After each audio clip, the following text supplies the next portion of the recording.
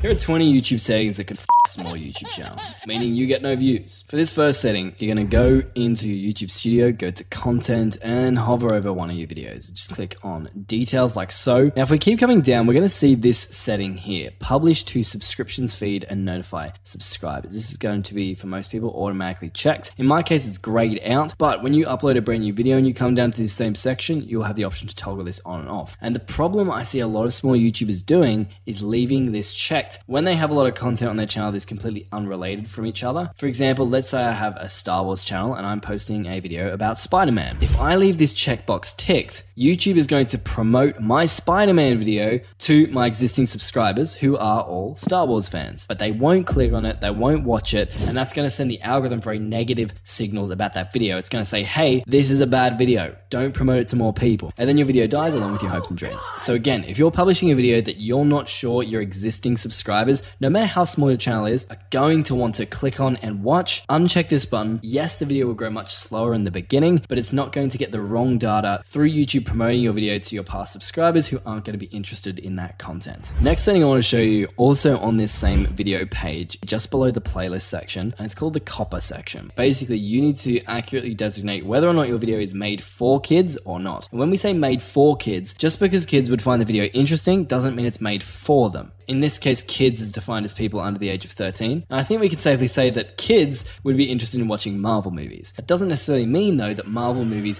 are specifically designed for people under the ages of 13. There just happens to be some audience overlap. On the other hand, Peppa Pig, probably appealing to many people under the age of 13. However, most older audiences are not going to be interested at all. And so it'd be safe to say that Peppa Pig is designed for kids. Hope that makes sense. Now, why this is important is, one, if you misdesignate this, technically you could cop a very expensive fine, although I haven't actually seen it happen. And the other thing to be aware of here is that if you check yes, this video is made for kids, the video is going to have very limited options. There's going to be no comments, you're not going to be able to make money from the video, and a whole bunch of other annoying things. A little bit technical as well, but really important to get this one right. The next setting, we're going to scroll a little bit down from where we just were, still on the video page, and we're going to come to allow automatic chapters and key moments. Chapters are when you see the video play bar on YouTube broken up into segments with a title for each segment. Now, you can create chapters manually, like I'll briefly show you how to do in a second, or you can allow YouTube to automatically chapter your videos. The problem with this, YouTube's AI is still not very good. It can add really dodgy chapters to your videos that are very confusing, or that just completely spoil and give away your entire video.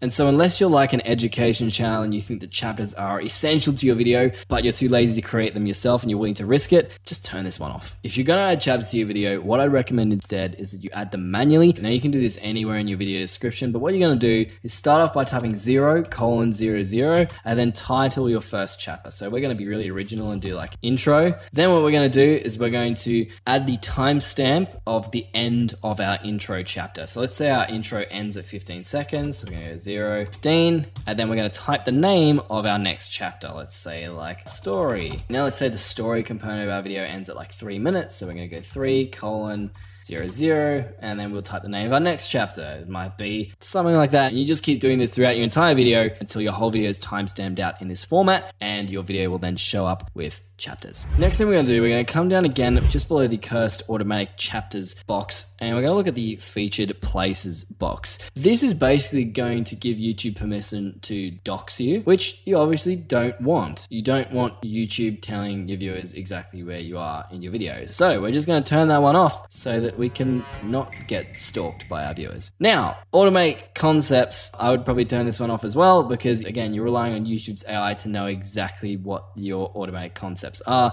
It is an experiment at this point as well, so turn it off just to be safe. If there's something really that confusing, then you should probably clarify it in your actual video. Now what we're going to do, we're going to keep scrolling down, and we're going to come down to this section, licensing and distribution. Now this is going to default to the standard YouTube license, which doesn't kill your videos, but it makes it more difficult for other people to reuse your content. My controversial opinion is anyone reusing your content is free marketing for your videos, and if their content happens to do way better than your video, then it's a great case study for you to learn from. If they reuse your video and it gets like 10 times the amount of views as you can look at that and be like, hey, what did they do that made them successful, and how can I do that but better in my next upcoming videos? So it's win-win either way. So what I would do is click on here and change this to Creative Commons Attribution, which is going to give other creators permission to reuse your content in their videos. This next one, beginners do this all the time and it really bugs me and it hurts their channels. When you start off a channel, if you have no content, obviously your channel is going to have no content, but when you start creating content, your channel homepage, when you go to it, is going to look something like this. Now this is bad. It means you're going to get a lot less views than you probably could be, and so we're going to fix that. On your channel, you can find this through YouTube Studio as well, but you can just come to here and customize channel, and it's going to take us to this page. Basically, if we come down here, we can see featured sections. This is what's going to allow us to do that cool thing that a lot of big channels do, that makes their channel homepage look full and vibrant and have lots of videos on it, meaning that you potentially have more opportunities to get more views. What we can see is these big channels have multiple sections of content on their homepage, and to get something that looks like that, what you're going to do is hit on add section, and then what you can do is select videos, popular videos, short videos, or you can even feature things like playlists or past live streams. Now, another thing that can hurt your channel a lot, if you're not predominantly a YouTube Shorts channel, is YouTube is really trying to push Shorts right now because TikTok. And so by default, YouTube is going to have a Shorts featured section at the top of your channel homepage. That means that if you have shorts and long form videos on your channel, the first row of content people are going to see when they land on your channel is a list of your YouTube shorts. Long story short, no pun intended, what you want people to be seeing most of the time, again, unless you're a dedicated YouTube Shorts channel, is your long form videos. It's going to get you the most watch time. It's going to give you the opportunity to make a more in-depth connection with your audience. And so what we're going to do is either, if you have lots of different featured sections, you can move this shorts videos thing down to the bottom by clicking and dragging. So it's only going to be found by people who don't find anything satisfying at the top of your channel page and are just scrolling down. Hopefully catch a few of them. Or if you don't have enough content to have a lot of featured sections on your channel, I would say just click on these three dots and just remove this. Then come up here and hit publish and you're done. Now, speaking of small YouTube channels, another essential setting is found in your YouTube Studio also. So if you're in your YouTube Studio, you're going to want to come down to settings. Then in settings, you're going to come to channel. In channel, you're going to come to feature eligibility. Now, what you're going to want to do is click on these drop downs, basically complete these verification steps because they're going to let you make longer videos.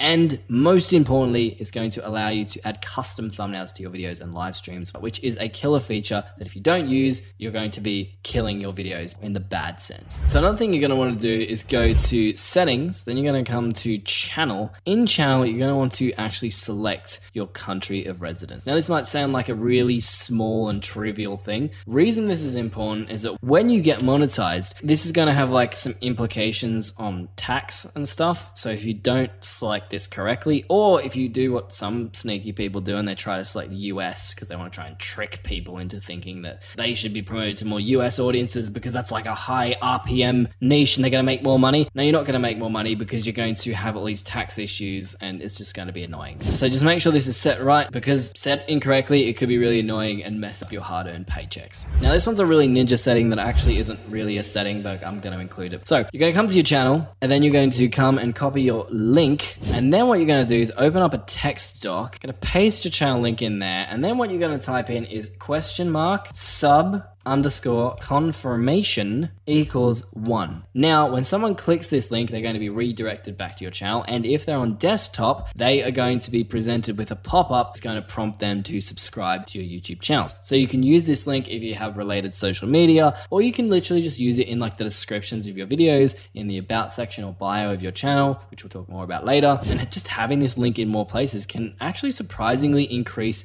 your subscriber count. I did a video on this and I broke down the math, and in a perfect world scenario, you can actually be getting 67% more subscribers just using this link and strategically placing it around your channel. I might leave a link to that video at the end if you want more info on how to do that. Okay, this next one, you're going to come to your YouTube Studio, you're going to come down, go to customization, then we're going to come to branding. In branding, you're going to be able to upload a custom channel banner, profile picture. Most of you have probably already done that. The thing that a bunch of small YouTubers haven't done yet is to upload a video watermark down here. Now what you want to do is grab something that looks like this. It should have some sort of subscribe call to action on it. Anyway, you're going to hit done on that, and then what you're going to do, another mistake people do is they just leave it on the default settings. We're not going to do that. We're going to come down to entire video. What that's going to do is add a little watermark like this in the bottom right hand side of our video for the entire video. If someone clicks on that watermark, they're going to be able to subscribe to our channel. Helpful when people are watching your videos in full screen mode on their devices and the channel subscribe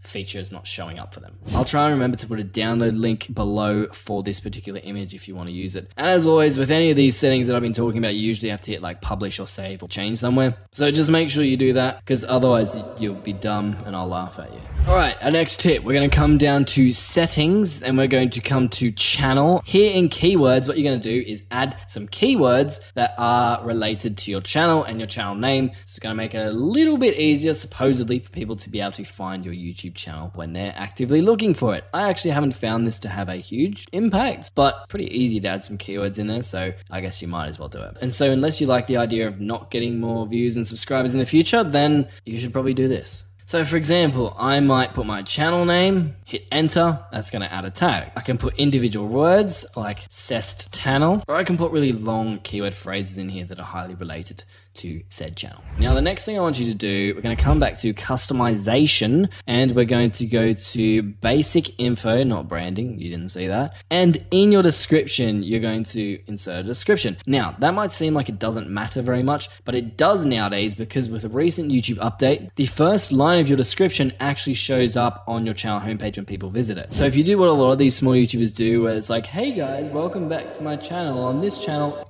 cut out, it's truncated, viewers can't see anything. You can want to use that space wisely. You could potentially be promoting your sub_confirmation link we talked about earlier to maybe get more subscribers, or you want to say something that makes people like you and reassures your viewers or your ideal viewers that they're in the right place. So if you have a Minecraft Let's Play channel, you could be like, here you'll find the best Minecraft Let's Plays on the internet, which is really cringy and boring, and you shouldn't do that. You shouldn't be creating a Minecraft Let's Play channel in the first place. Let's just establish that, because unless you hate the idea of getting views, it's not a good idea. But you get my point. Use this space to your advantage to actually encourage more results. The next setting we're going to do, we're going to come back down to settings and we're going to come down to uploading defaults and then come down to visibility. Now here are some cool time-saving settings where you can input a default title, default description template, default tags, etc., etc. But these don't really destroy your channel. What can destroy your channel, or at the very least destroy your ego when you accidentally upload a video that was never meant to see the light of day, is this visibility setting here. Now on default, YouTube is going to upload all your videos to public. So once you upload them and hit publish, it's going to immediately be sent out to all of your fans. So a really nice safety precaution, click on this, change it to unlisted, hit save. That way, next time or you upload a video that was meant to go live at a later date, you're not going to accidentally post it. Definitely not speaking for experience. Haven't ever done that. I don't know what you're talking about. Stop the cap. So the next setting, we're going to come to settings again. On this prompt, we're going to come down to community, and then in community, we're going to scroll all the way down to the bottom to blocked words. Again, some useful settings in here. They're not necessarily going to tank your channel though. What could tank your channel is having spammers and scammers in the comment sections of your videos. In some circumstances, could lead to a very negative experience for your viewers. The algorithm might pick that up and it might think that those viewers actually had a negative experience with your video, not the actual comments within your video. So those viewers leave, they're all angry and disappointed and annoyed, and when YouTube shows them that post-video satisfaction survey, they're going to be like, no, I hated my experience. And then the algorithm is going to be like, it's the biggest piece of dog shit. And it's going to kill your reach, and you don't want that. So a way around that is to, one, add blocked words in here. You can add sensitive, highly offensive terms like this, just to make sure, you know, keeping everything family friendly. But you can also add, you know, what kind of words I'm talking about.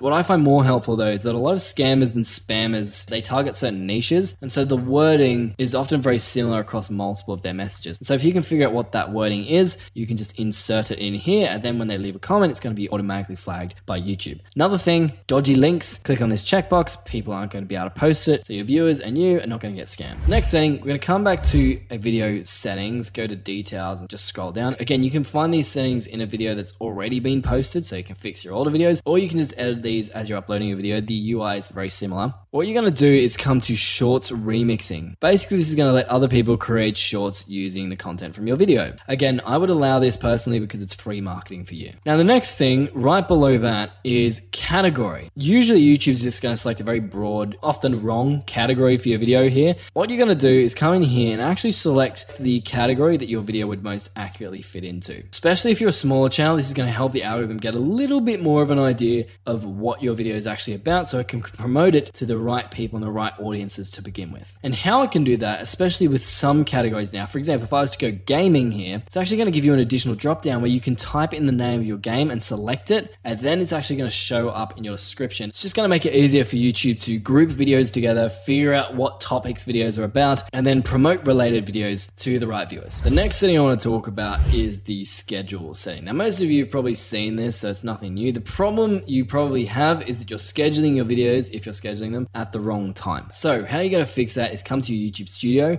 go to analytics, and then you're going to come across to audience. Now, if you're a very small channel, you might not have access to this yet, which is unfortunate. But if you do, what you'll see when you scroll down is when your viewers are on YouTube, it's going to show you this little pretty graph. What you're going to do is look for the brightest, pinkiest, most sexiest rectangles and which day has the highest congregation of them. So for me, it looks like it is Sunday and Monday. And if I hover over this beginning one, what I can see is that Sunday at 1 a.m., very many of my viewers are on YouTube. So when I schedule my videos or shorts, I'm gonna wanna schedule them at this time or a little bit before this time, just so I can take as much of an advantage as possible of all of my viewers being online at that period of time. Next thing we're gonna do, come to content and then select one of your videos, let's just say this one, and then come down to end screen. Basically, this is going to allow you to add a clickable link to another one of your videos or a playlist at the end of your video, specifically the last 20 seconds. Not having this can be a big no-no for your videos. Basically, the YouTube algorithm loves it not just when viewers watch your videos all the way to the end, but when viewers watch multiple